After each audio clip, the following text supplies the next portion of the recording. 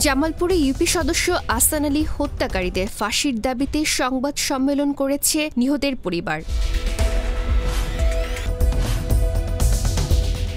জামালপুর সদরের লক্ষ্মীরচর ইউনিয়ন পরিষদের সদস্য মোহাম্মদ আহসান আলীর হত্যাকারীদের ফাঁসির দাবিতে সংবাদ সম্মেলন করেছে নিহতের পরিবারবর্গ।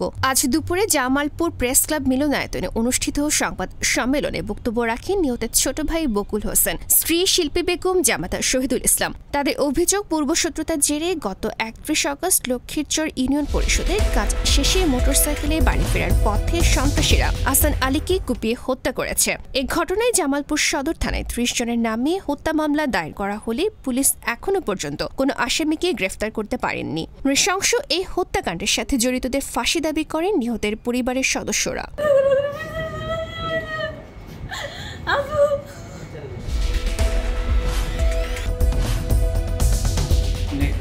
কৃষি চাউল বিতরণ করে পরিষদের কার্যক্রম শেষে বাড়ি চলার পথে সাবেক মেম্বার একজন তার মোটরসাইকেলে ছিল, ওনারে হরায় একটা বাড়িতে মহিলাদের দরজা মহিলা মেম্বারের নির্মমভাবে হত্যা করেছে।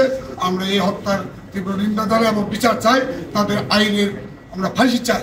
আমাদের দাবি একটাই, তার 3টে মেয়ে, তার নাতি সন্তানকে নিয়ে আমরা তার ফাঁসি দাবি জানাচ্ছি আপনাদের কাছে।